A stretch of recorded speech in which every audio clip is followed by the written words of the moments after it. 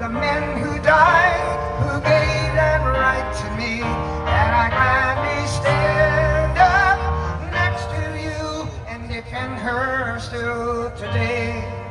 'Cause there ain't no doubt I love this land. God bless the USA.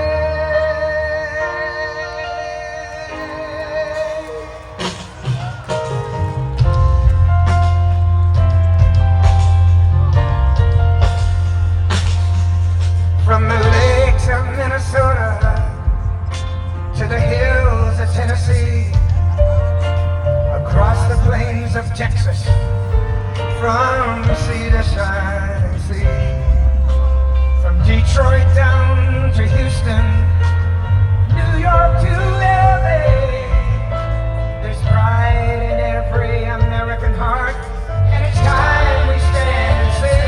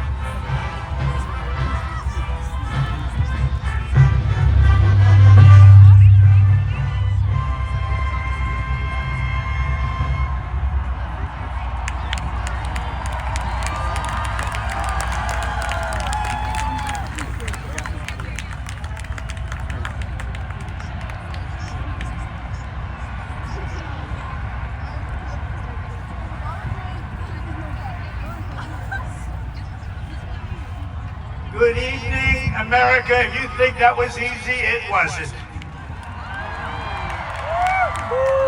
And I want to thank everybody because they did the right thing. They saw lightning and I said, there's no way if we have to speak in front of one person at 4 o'clock in the morning, I'm going to be here. There's no way we can be deterred. And they estimated there 375,000 people before everybody had to leave. And they now have 150,000 people. It's the craziest thing anyone's ever seen. At least. And I want to just thank you, and I feel so badly about some people. They left and they couldn't get back. But you're very special people, and we have a very special country. Thank you very much.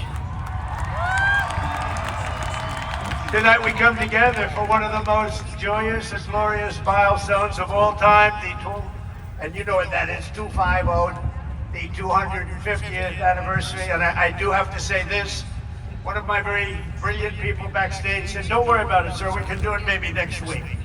I said, it doesn't work next week. This is the big day.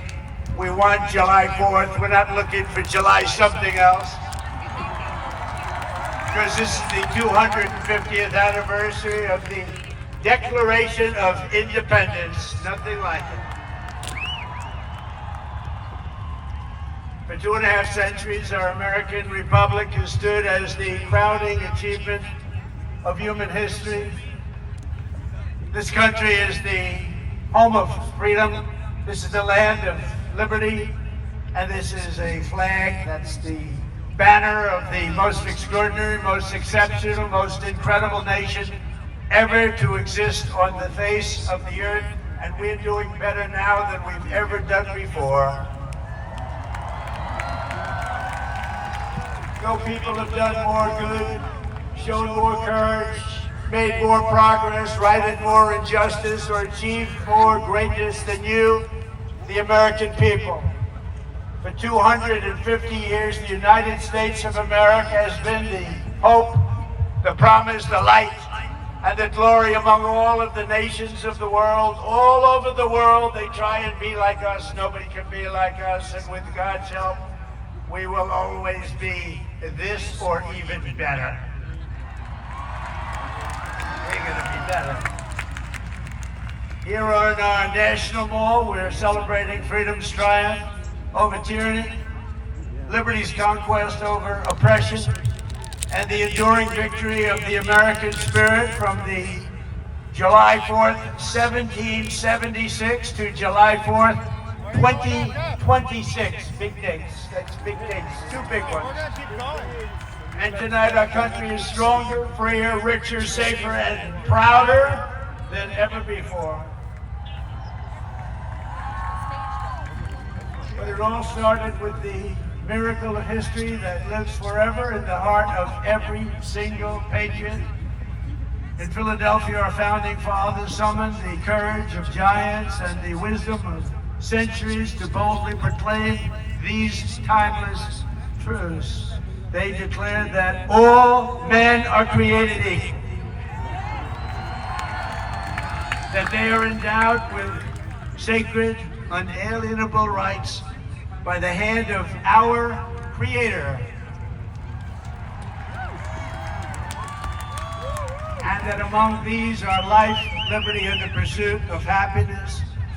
In signing their names to the roster of freedom, those 56 patriots put everything at risk, stepped onto the stage of destiny, and seized a victory for the ages, and that's what it was. And this is an evening for the ages, I believe. This is something very special.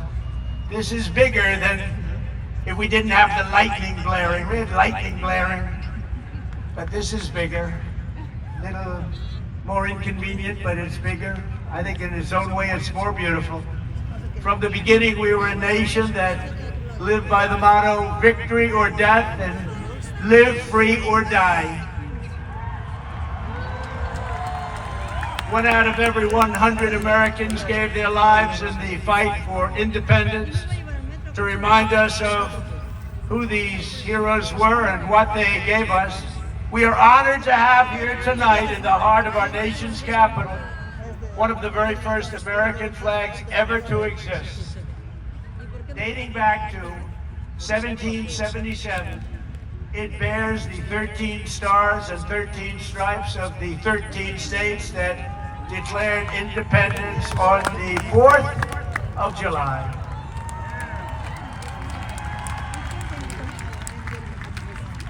There it is.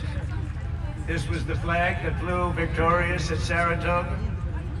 And these are the real deals too. These are the real flags. These are flags that have seen a lot. These were the stars and stripes that flew triumphant when the British waved the white flag of surrender at Yorktown. That was a big surrender. Nobody thought that was possible. They were the greatest power of the world, and they surrendered, and that was the beginning. Ever since, the entire world has been on notice that Americans will never let anyone take our freedom away. It won't happen. And all these talks from the communists, they haven't got a chance. Not even a chance. We don't want communists in our country.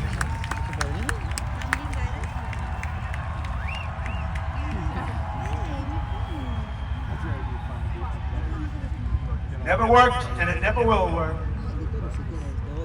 Americans must never forget that we are a historic and heroic people with a heroic spirit and a heroic purpose on this beautiful earth of ours.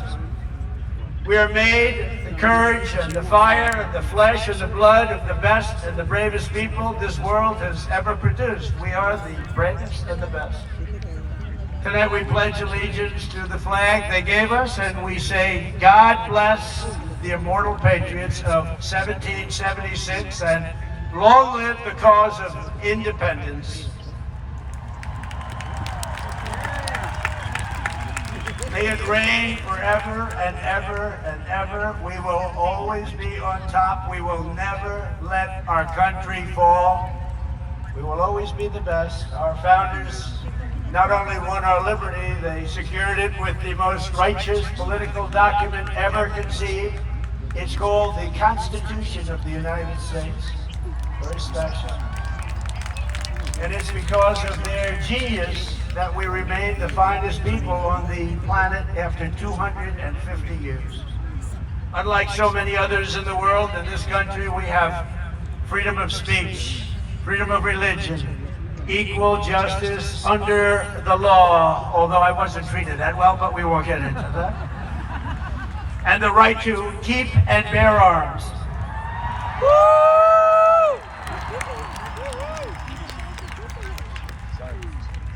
And for the almost 6 years that I was president, I guarded very, very powerfully your Second Amendment, and they didn't do a thing to it, and it was not easy. But we guard your Second Amendment. We guard it very, very strongly and cautiously.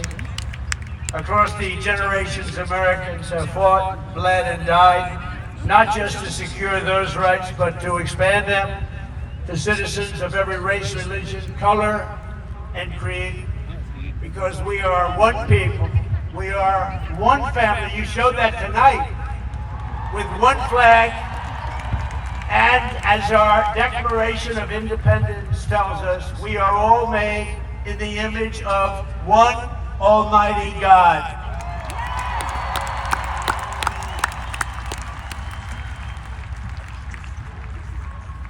And a communist will never say that. That's for sure.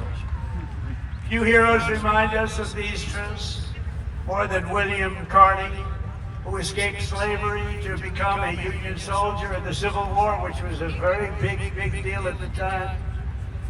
On the front lines of battle, he saw a comrade struck down by enemy fire while carrying the Stars and Stripes, and Sergeant Carney dove to the ground to keep the flag from touching the mud. He didn't want to have it touch the ground. He didn't want to have it touch the mud.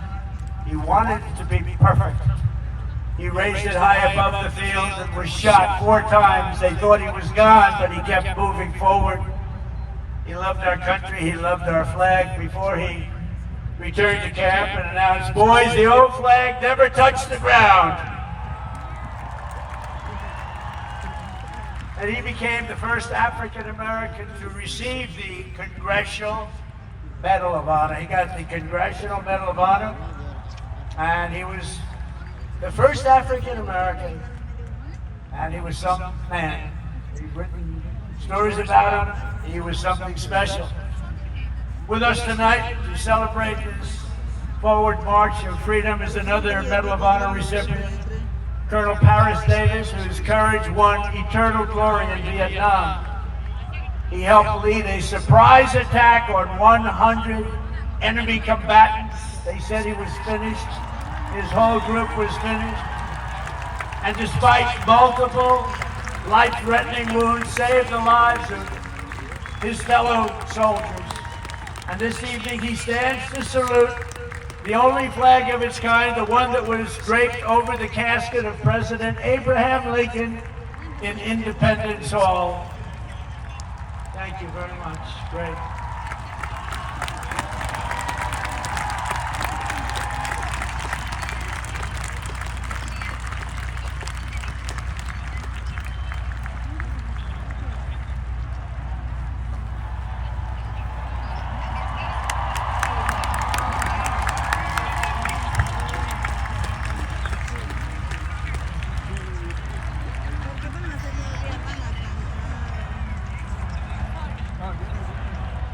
He looks better than I do. He looks great, and he's brave. Because of heroes like these, our flag will always be a symbol of liberty and justice for all. Colonel Davis, thank you very much. Great man. Great man, thank you. Americans expanded the blessings of freedom, and we have never stopped expanding our ambitions and our dreams. We had the American dream. We never had the American dream, however, like we have it right now. The American dream is back, very strong, beautiful. You know, to get into our military now is tough. 2 years ago, we couldn't fill a job, and now it's overflowing. We have so many, setting records. We're setting records. It's actually hard to get in. That includes our great police forces and our firemen. They couldn't hire anybody. Nobody wanted to do it. Now it's hard to get those positions, but it's really hard to get into our military because people respect and love our country again. Our rise to being the world's strongest and most powerful nation was no accident of history. We rebuilt our military in my first term. We used it a little bit in our, actually I should say third term, but I won't do that because I don't want any controversy. But we use it, and we've had tremendous success. You look at Venezuela, you look at Iran, we wiped out their military. Americans crossed the Great Plains, scaled the Rockies, tamed, we just tamed the wilderness and conquered the frontier and built the empire, it's called the Empire of Liberty. We laid down the railroads, raised up the skyscrapers, those beautiful skyscrapers, and dug out the Panama Canal, considered the 8th wonder of the world, which everyone said was an impossible thing to do. And by the way, 38,000 Americans died to give us one of the greatest engineering feats of all time, Panama Canal. This was the unstoppable spirit that created the world's most powerful industries and built the strongest military anyone had ever seen. And today it is stronger and more powerful than it ever was before. American grit, boldness, and daring forged heroes like Davy Crockett, Wyatt Earp, Annie Oakley, Teddy Roosevelt, and the legend of the Wild West, Buffalo Bill Cody. These were great, powerful people whose incredible grandchildren happen to be with us tonight.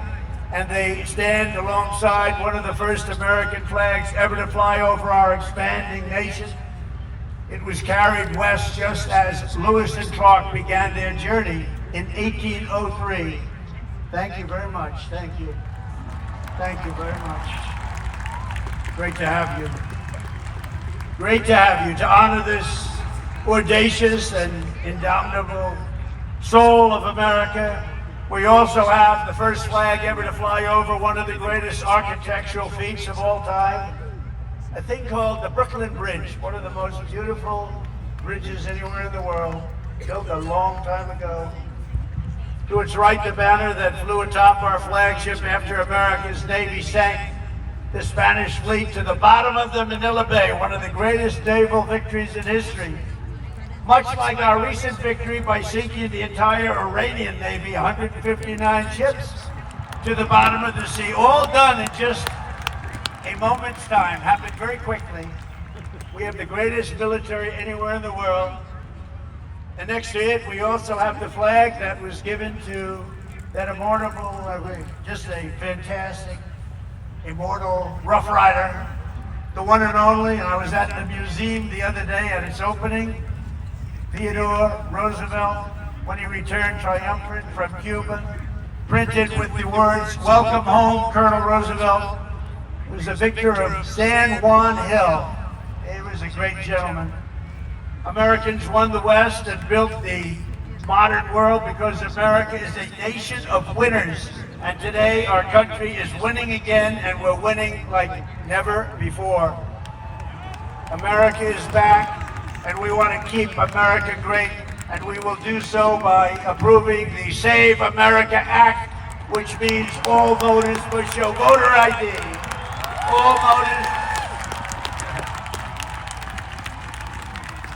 All voters must provide a little thing called proof of citizenship. And there will be no mail-in ballots except for illness, disability, military deployment, or travel. And you won't have cheating on the elections anymore. It's very simple. Together, we are also reasserting the truth that American strength and power is not something to be ashamed of. It is something that we are very, very proud of. This country has been the greatest force for peace and justice on earth. In the last century, we defeated tyrants, demolished evil, and saved freedom again and again and again. Ken Schubring was 19 years old when he survived the Japanese attack on Pearl Harbor. After enemy planes sank ships like the USS Arizona, he resolved that he would help America strike back and win. He wanted them to strike back and win. Flying B-29s in the Pacific, Ken fought from the first day to the very last. He was in the war right from the first day, and he went to the last day and all the way to the enemy's unconditional surrender. We got an unconditional surrender. He was there at 104 years old and looking really good. Captain Schubring is here tonight, and he is saluting the flag that went down with the Arizona at Pearl Harbor, but was raised back up with the help of some unbelievable American patriots. It's a symbol of American defiance. Please.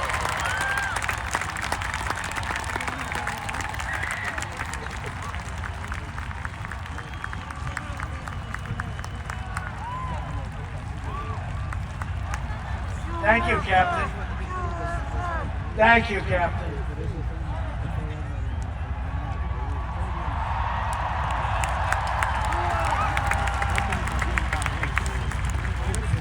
Great job. Thank you very much. You have very good genes. That's his son. His son's going to be around a long time. Thank you very much, Captain. On D-Day in World War II, Navy Lieutenant Arthur Rose commanded 36 landing craft as part of the largest naval armada in history. Recalling that sight, he wrote home to his parents, "What a country we are." At 107 years old, Lieutenant Rose is here to salute one of our nation's most prized possessions, the flag that flew aboard the first landing craft on D-Day and led the first Americans onto the beaches of Normandy to liberate Europe and defeat Nazi fascism forever.